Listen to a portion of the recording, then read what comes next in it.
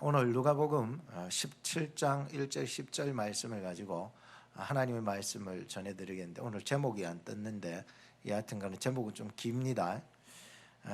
누가 제목 좀 띄워줄 수 있으면 띄워주세요.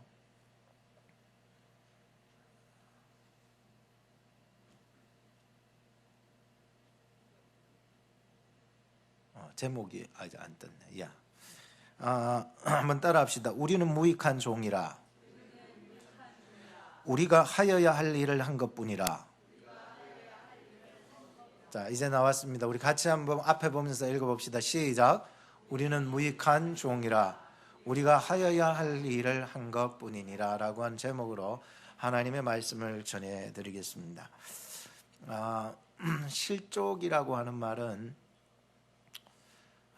어떤 사람이 올무를 만들어서 나를 그 올무에 빠뜨리는 것, 그걸 실족하게 하는 거고, 실족당하는 것은 그 만들어 놓은 올무에 내가 넘어지고 빠졌을 때에 실족당하는 거고, 이런 의미를 가지고 있죠. 살다 보면은 실족 시키는 수도 있고 혹은 실족을 당하는 수도 있습니다. 예를 들자면 요셉의 형들이 요셉을 시기해서 구덩이를 파서 그를 빠뜨리고 또 인신매매단에 팔아가지고 넘겨버리는 거예요. 완전히 실족을 시켜버리고 또 요셉은 실족을 당하게 되는 사건이죠. 또 하나의 예를 들자면 이 바벨론의 총리들이 다니엘을 사자굴 속에다가 집어넣게 되는, 그래서 다니엘이 그 속에 들어가게 되는, 실족하게 되는 일이 일어나게 되고, 그 총리들은 실족을 시켜버리게 되는 일이 있고, 또 하나의 사례를 들자면 바로 종교 지도자들이 예수님을 십자가에다가 올무를 씌워가지고 괴계를, 죄 없으신 예수님에게 죄를 덮어 씌워가지고 없는 죄를 만들어서 씌워서 그를 십자가에 내어버리는, 예수님은 실족을 당하는, 종교 지도자는 실족을 시켜버리는 입장이 되어버립니다. 그럼에도 불구하고 하나님께서는 다니엘을 사자굴 속에서 꺼내서 구원하여 주셨고, 그럼에도 불구하고 실족 상태에 있던 요셉이 그 구덩이에 나와 인신매매단에 팔렸을지라도 하나님이 그를 애굽의 가장 큰 나라의 총리로 세워주셨고, 비록 예수님이 십자가의 저주에 못 박혔을지라도 하나님께서는 그를 다시 살려주신 줄로 믿습니다. 여러분들이 혹 살아가면서 내가 실족을 당하는 쪽에 들어가 있었다 할지라도 하나님께서 여러분들을 지극히 보호하시고 존귀하게 세워주실 줄로 믿습니다. 실족시킨 자들은 성경을 보니까 차라리 연자맷돌에다가 목을 메어가지고 저 바다에 빠뜨려 버리는 것이 낫다, 이렇게 얘기를 하고 있습니다. 마태복음 18장과 마가복음 9장에도 이와 똑같은 말씀이 나오고 있는데, 오늘 본문에도 지금 나오고 있습니다. 이 말은 무슨 말이냐 하면은 너무 극단적으로 내가 자살을 해버려라, 뭐 그래 살 바에 내가 죽어버리지, 이런 의미가 절대로 아닙니다. 이 말의 의미는요 바로 이렇습니다. 세상에서 심판을 받아 버리는 것이 하나님의 심판을 받는 것보다 낫다라고 하는 뜻입니다. 근데 우리는 자칫 잘못해가지고 이 말씀을 가지고 내가 진짜 남 실족시켰으니까 연자맷돌 내가 메고 죽어버려야 돼, 절대로 그런 소리가 아닌 것입니다. 쉽게 얘기하자면 내가 이 세상에서 매 한 차를 맞아버리는 게 낫지, 정말로 그거 끙끙 앓고 영원토록 죽을 때까지 죽어서도 하나님의 심판 안에 마음이 무거워가 고통당하는, 그건 지옥의 삶이나 똑같은 거라고 하는 얘기인 것입니다. 어릴 적에 학교에 다닐 때에도 학교에서 도난 사건이 일어나가지고 학생들 다 그 줄 세워가지고 선생님이 긴 몽댕이로 막 두드려 팼어요. 아니 나는 도둑혀 가지도 않았는데 우리 반에 도둑질을 누가 해간 거예요. 그러니까 그것 때문에 선생님이 엄청 두드려 팬 거예요. 그래 뭐 어이합니까? 네가 앞에 서라, 네가 앞에 서라. 난 맞기 싫으니까 야 또 뒤로 가고, 네가 앞에 서라, 네가 앞에 서라, 또 뒤로 가고, 제일 뒤에 가가 있지만은 결국은 맞을 때 내 앞에 있는 사람이 다 맞을 때까지도 두려움을 갖게 되고, 그리고 내가 맞을 때는 더 그 두려움에서 겹쳐 맞으니까 더 힘들게 되고, 아예 매도 먼저 맞는 게 낫다고, 그런 얘기가 있지 않습니까? 그죠? 먼저 매를 맞는 게 낫지, 그 매를 가지고 끝까지 죽을 때까지 있다가 하나님의 심판 앞에 가면 그거는요 정말 힘드는 거거든요. 그렇지 않나요? 매도요 먼저 맞는 게 낫습니다. 지난주 제가 역대하 서를 큐티를 하면서 히스기야 왕이 종교 개혁을 하게 됐죠. 그 얘기를 이제 쭉 보면서 그가 참 이 나라를 종교 개혁하면서 그 말 한 적이 있었습니다. 자기 아버지 왕이 그렇게 악했잖아요. 아하스 왕이 악했는데 아버지의 그 악한 우상 숭배와 악한 죄 범죄했던 모든 것들을, 습성들을 끊어버리려고 하는 마음이 하나님이 주신 거였어요. 그때 이런 말을 하지요. 여호와의 맹렬한 진노를 우리에게서 떠나게 할 마음이 생겼다. 이게 대단한 말이에요. 여러분들 그냥 들을 게 아니고, 이게요 세상은 점점 악해져 가고 우상 숭배로 찌들어가는 속에서 하나님의 택한 히스기야 왕은 아버지의 악한 습성을 본받지 아니하고 하나님의 이 악한 습성과 우상으로 인해서 하나님의 맹렬한 불같은 진노가 임하는 것이 우리에게서 떠나게 할 마음이 히스기야 마음속에 생겼다는 그 얘기예요. 그러니 대단한 결단과 대단한 마음이었다는 거죠. 왜냐하면은 이 히스기야의 마음속에는요 그 주변의 그 강대국이었던 그 당시 아수르 제국, 엄청나잖아요. 북이스라엘을 단번에 그냥 멸망을 시켜버렸던 그런 아수르의 제국이 그렇게 쳐들어왔어도 이런 하나님의 마음이 있으니까 모든 죄악과 우상 숭배를 떨쳐버리고 하나님 앞에 눈물로 기도하면서 나갔던 히스기야 왕이었습니다. 그가 정말로 두려웠던 게 뭐냐면은 아수르의 그 침략과 공격과 이런 것들이 절대로 두려웠지 않아요. 그가 두려웠던 것은 우리가 죄악으로 말미암아 임할 하나님의 진노가 두려웠지, 아수르가 무력을 가지고 힘을 가지고 덤벼드는 그거는 절대로 두려워하지 않았어요. 오히려 그렇게 겁을 줄 때에 그 겁내게 하던 편지지를 들고 하나님의 성수 앞으로 나가서 펼쳐놓고 기도했던 히스기야 왕이었습니다. 하나님께서요 정말 이런 사람을 오늘 이 시대에도 주셔야 된다고 생각합니다. 세상의 무력, 세상의 그 몸을 죽이는 그런 사람을 두려워하지 말고 몸과 영혼을 죽이는 하나님을 두려워할 수 있는 그런 마음을 가진 사람이 오늘 이 시간에도 우리를 통해서 하나님이 역사해 주시기를 바라는 거죠. 진짜 세상의 무력요, 세상에서 다가오는 환란요, 이게 아무것도 아니에요. 하나님의 심판은요 진짜 무서운 거거든요. 하나님을 두려워할 줄 아는 그러한 영혼이 되셔야 되는 거예요. 제가 찬양을 참 좋아하는 찬양이 있었는데 말씀 앞에서라고 하는 찬양이었습니다.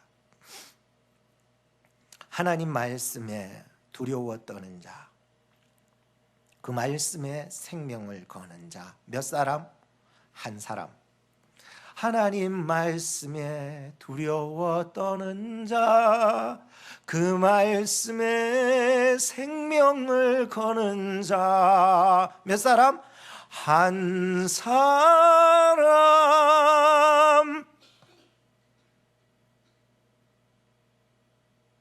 오늘 성경에서 예수님께서 말씀하시기를 2절에 이 작은 자 중에 몇 명? 하나.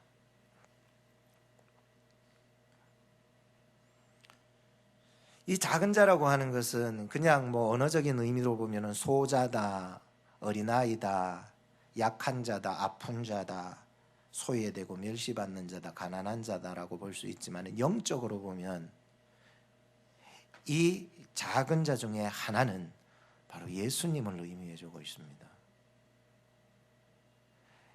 예수님은 가장 작은 자로 이 땅에 오셨습니다. 그리고 가장 겸손하시고 온유한 마음으로 자신을 낮춰 가장 낮은 자리에 계셨던 분이 바로 이 작은 자 중에 하나라고 하는 의미를 가지고 있는 거지.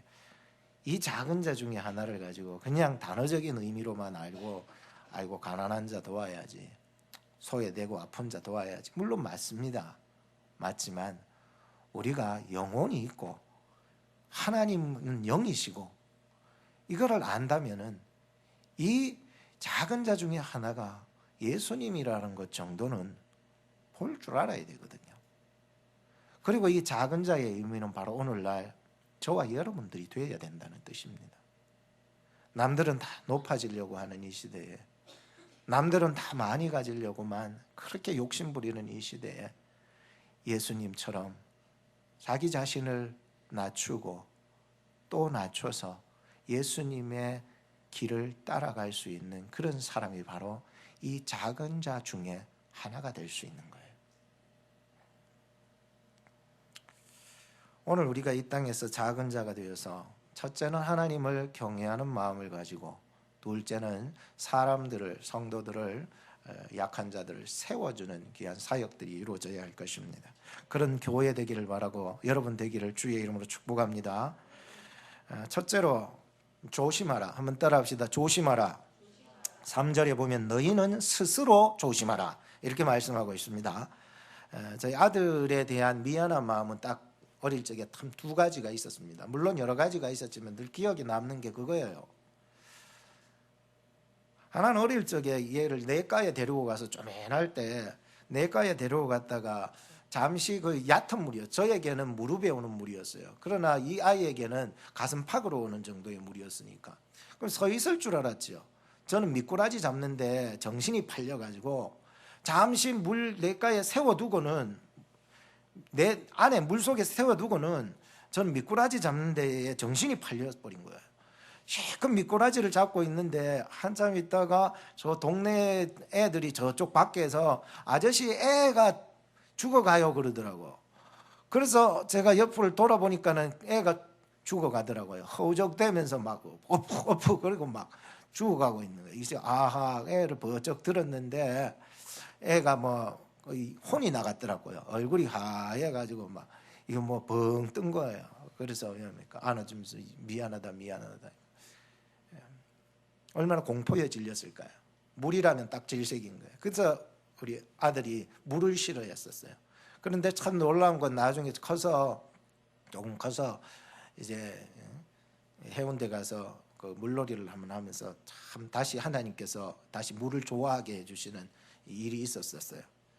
우리로 하여금요 정말 실족해 하는 일이 있다 할지라도 하나님께서는 다시 우리를 세워주신 하나님이다 생각을 했는데, 지금도 곰곰이 생각하면은요 정말 그 밖에서 아이들의 목소리를 듣게 해주신 게 하나님이 보내주신 천사가 아닌가 항상 그런 생각이 들어요.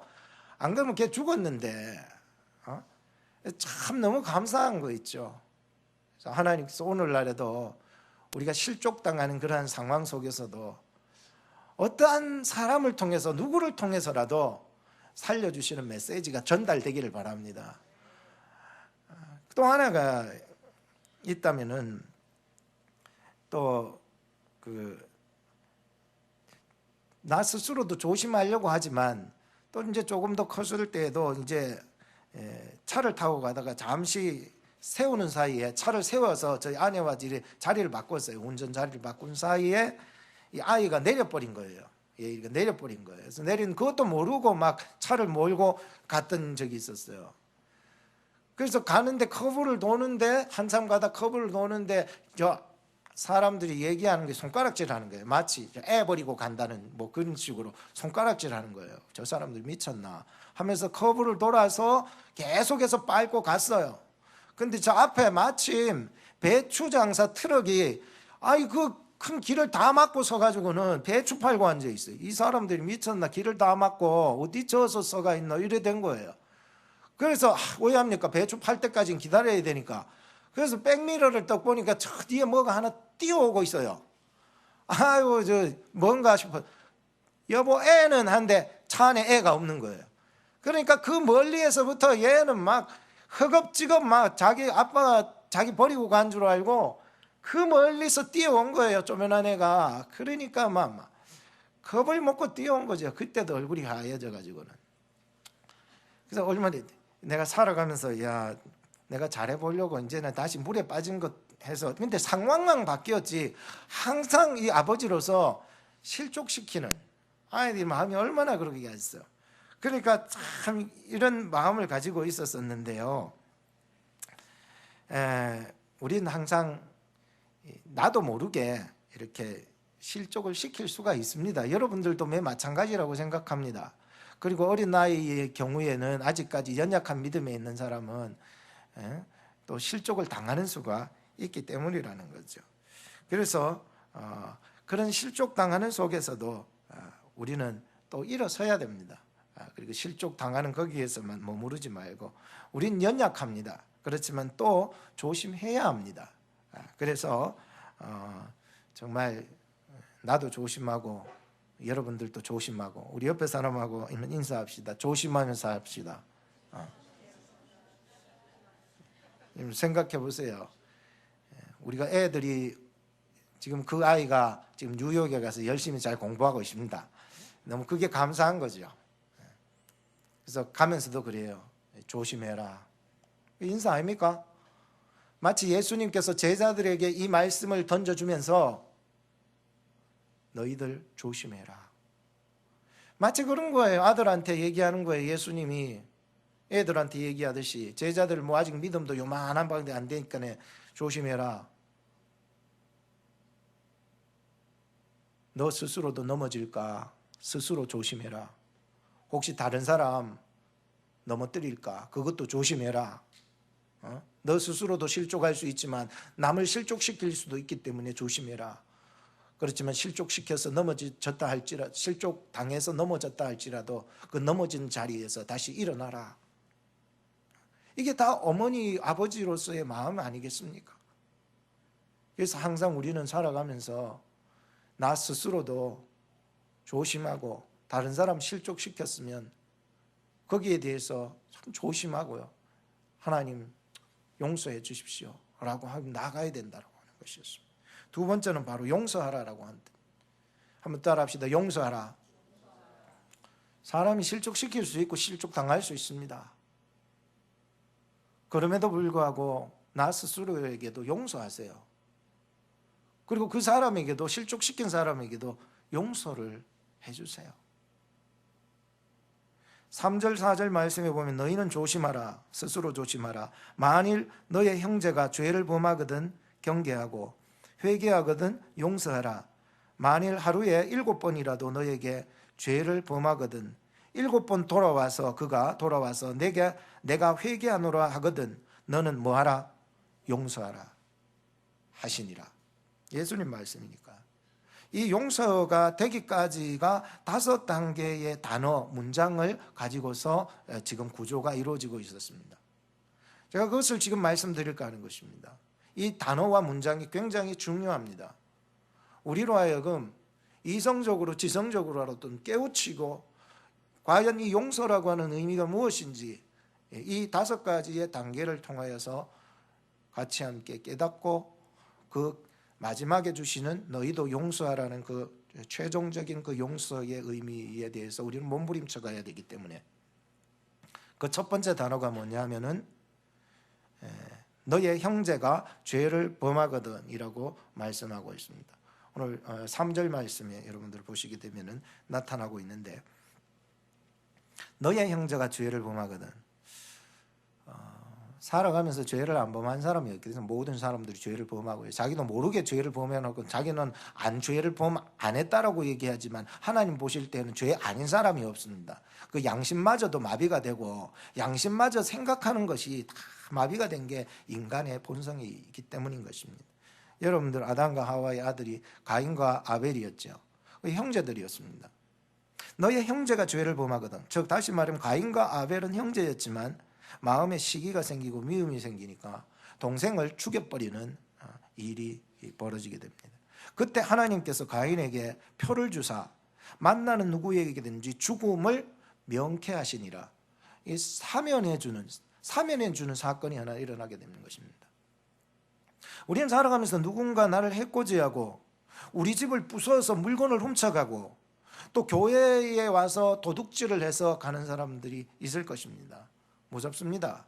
두 번째 단계입니다. 경계하고, 3절 말씀 계속 해보면 경계하고 라고 말씀하고 있습니다. 이렇게 사람들이 죄를 범하고 우리를 힘들게 하고 실족하게 넘어지게 할 때에 누구 한 사람이라도 한 번이라도 다른 사람에게 죄를 당해본 사람은 딱 드는 게 경계입니다. 내가 이제는 도둑질 안 당해야지. 내가 이제는 실족 당하지 않아야지. 내가 이제는 이것 때문에 넘어지지 않아야지 라고 하는 경계의 단계에 돌입하게 됩니다. 한글 성경에는 경계라고, 지금 제가 혹은 여러분들 중에서도 한글 성경, 옛날 성경 가지고 있는 분들은 경계라는 단어를 쓰고 있습니다. 그렇지만 요즘 우리가 바꿔서 보고 있는 개정개혁판 성경에는 그것을 경고라고 해석을 하고 있습니다. 번역이 달라졌죠. 원문에 보면은 에피티메슨이라고 하는데 원문에는요 책망이라고 되어 있습니다. 그러니까 옛날 성경에는 경계 단계, 요즘 보는 개혁개정판에는 경고 단계, 원문에는 책망 단계였습니다. 단어가요 어떻게 이렇게 같은 단어인데도 다르게 이렇게 표현을 하고 있었는지 모르겠어요. 여러분, 경계하고 경고하고 똑같습니까? 경고하고 책망하고 똑같습니까? 아닌데도 불구하고 성경은 이렇게 해석을 해나가고 있었다는 거예요. 물론 개혁개정판도 언젠가는 또 바뀌어질 때가 오겠죠. 이 말씀은 너의 형제가 죄를 범하거든 경계하고, 좀 더 나가야 되지 않습니까? 경고해야 된다는 거예요. 그런데 원문적으로 보면 너의 형제가 나에게 죄를 범하면 책망을 해야 된다라고. 원문적으로는 그렇게 책망을 해야 된다. 나단이 다윗을 찾아가서 경계도 했겠지요. 경고도 했겠지요. 비유나 비사들을 들어서. 그것도 못 깨달았잖아요. 다윗이 처음에 못 깨달아요. 비유 정도 해서는 못 깨달아요. 그러니 나중에는 됐다, 그가 바로 너니라 책망을 때려버리니까 그제서야 다윗이 나단을 싸웠어요, 회개했어요. 이게 다윗이었다는 거예요. 다윗이 가는 길을 선택해야 된다는 거예요. 자, 이렇게 되자 다윗이 찾아갔습니다. 세 번째 단계는 뭐냐면은 죄를 범하는 단계, 경계의 단계 혹은 경고, 책망의 단계까지 갔을 때의 세 번째 단계가 회개하거든. 여기 나옵니다. 3절 말씀에 회개하거든. 잘못했으면 잘못했다고 말하면 되는데 우리로 하여금 잘못을 잘못했다고 말하지 못하는 게 뭐냐 하면은 자존심이에요. 내가 여기서 꺾어지면 안 된다라고 하는 사람의 자존심이, 이 악한 자존심.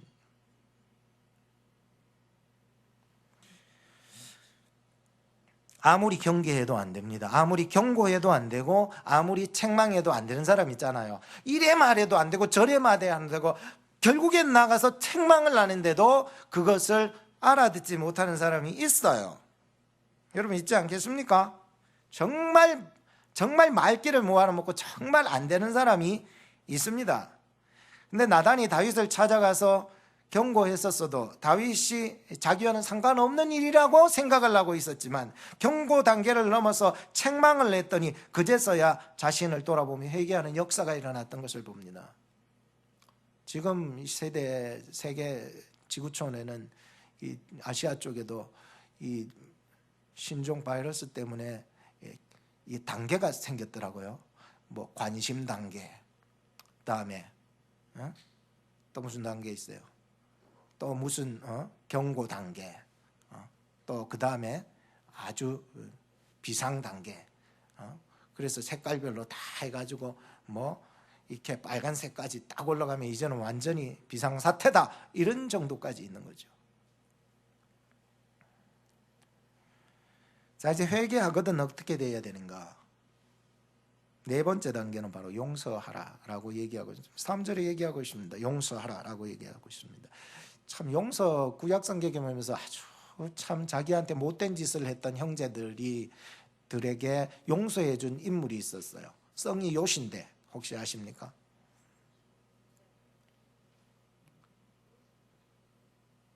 정말로 형제들이 어떻게 그런 짓을 할 수가 있어요?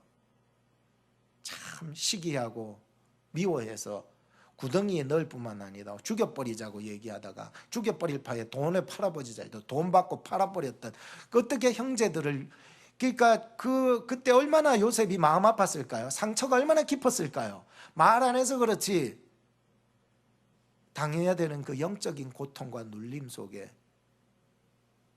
그렇게 살아가다가 얼마나 속에 보복심이 일어났겠습니까마는 나중에 자기가 나를 이렇게, 형님들이 나를 그렇게 팔아버린 것이 하나님의 인도하심이었다는 게, 이야, 이런 거는요 하나님 안에서 변화된 사람 아닌 것은 절대로 말할 수 없는 사건입니다.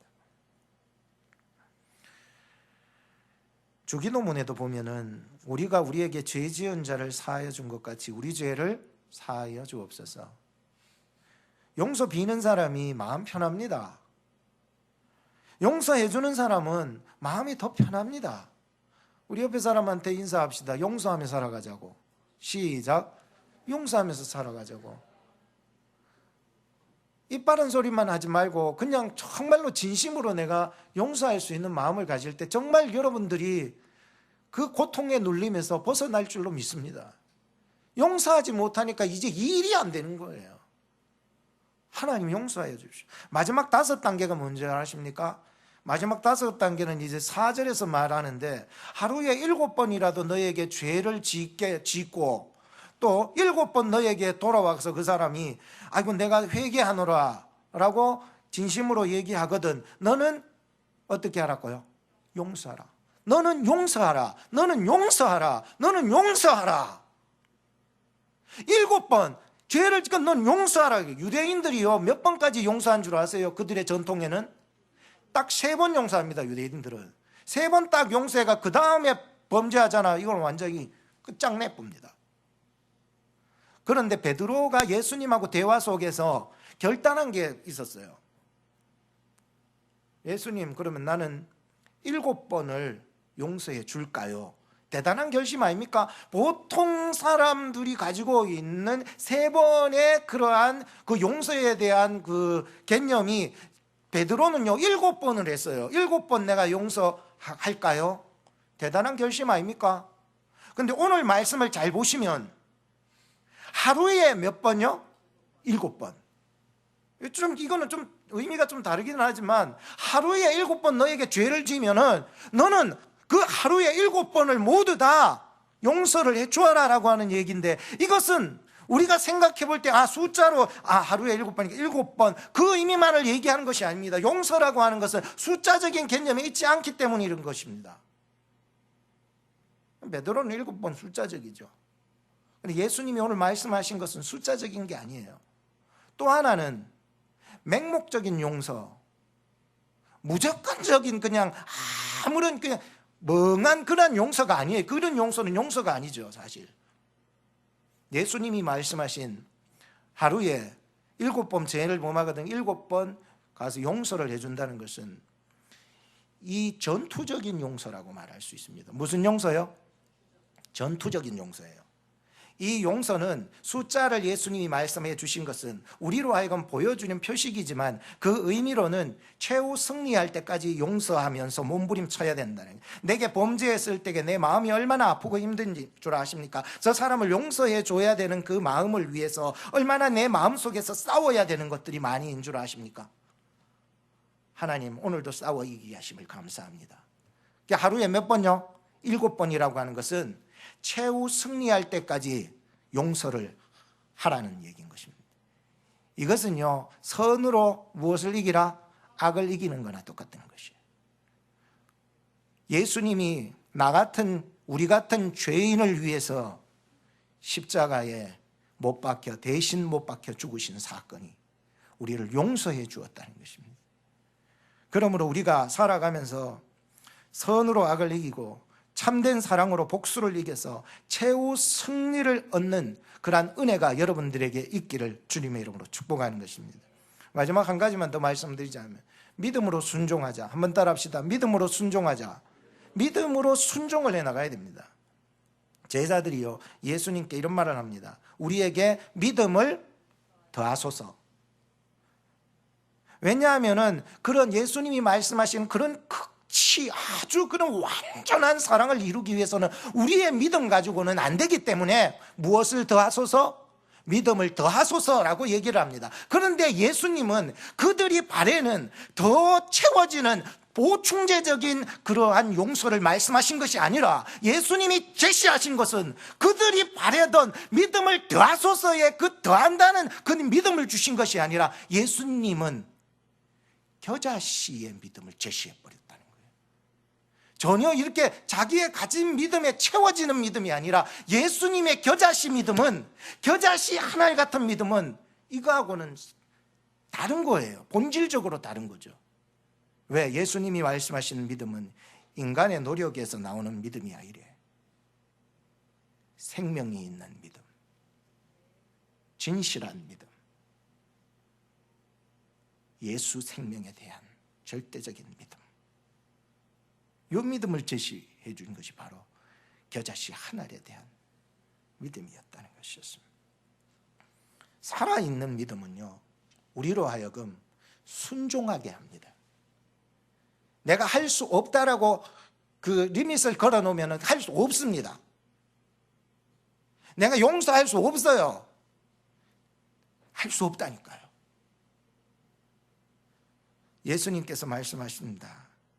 이 살아있는 겨자씨 같은 이것도 생명이 있으면 그 작은 것 하나도 말씀하여 이 뽕나무더러 뿌리가 뽑혀 바다에 던지우라 명하면 그 뽕나무가 뭐하리라? 순종하였으리라. 의미들을 잘 이해하셔야 되는 것입니다. 믿음은요 순종하게 만드는 거예요.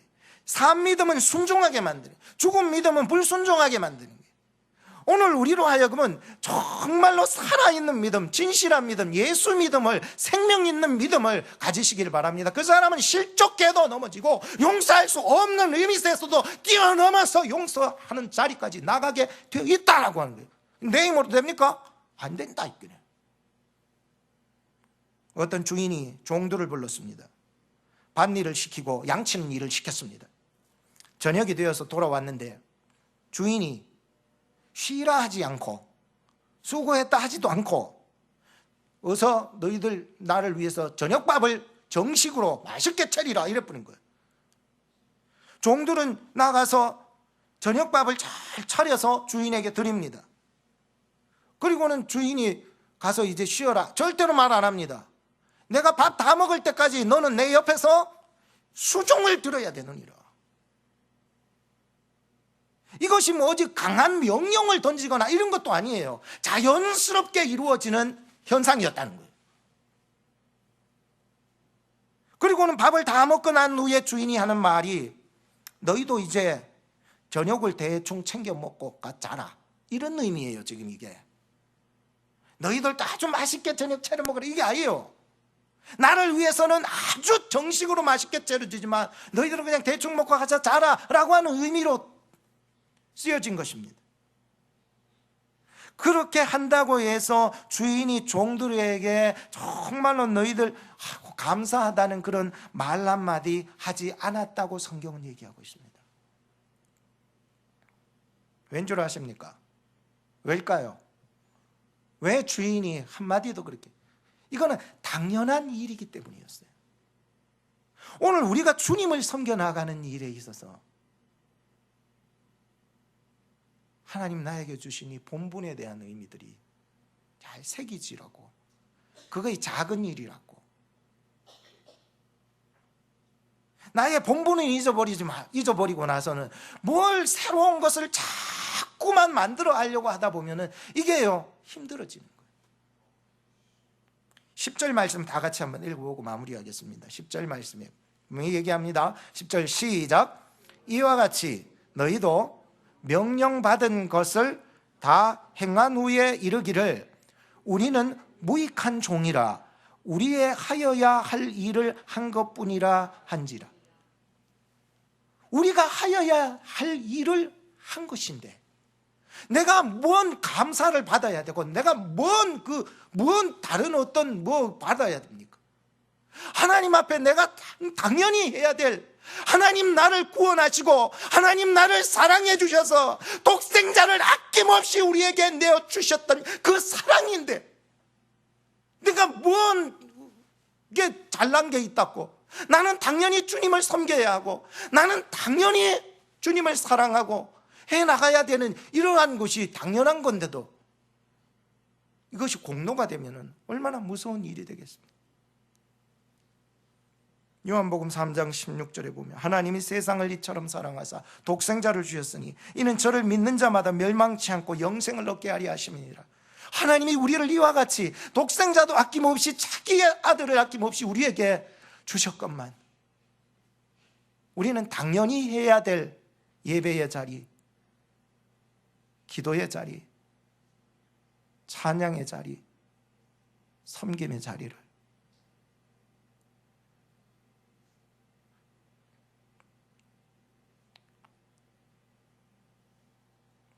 겸손히 주를 섬길 때 괴로운 일이 많으나 구주여 내게 힘주사 잘 감당하게 하소서.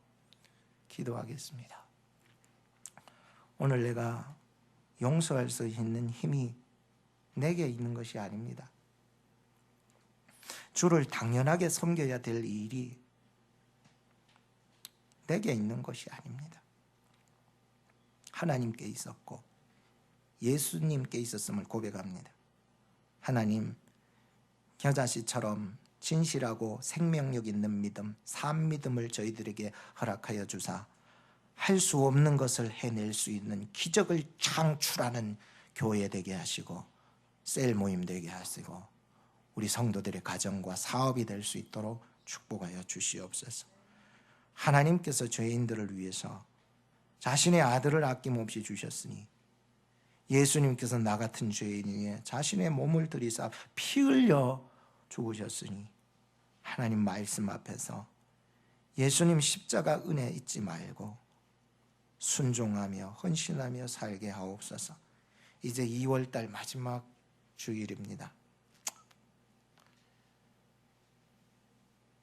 중국 땅과 한국 땅을 기억하여 지구촌을 기억하여 주시고 긍휼히 보아 주시옵소서. 은혜를 부어 주셔서 고통 당하는 자들 속에 하나님이 함께하여 주시옵소서. 예수님의 이름으로 기도하옵나이다. 아멘.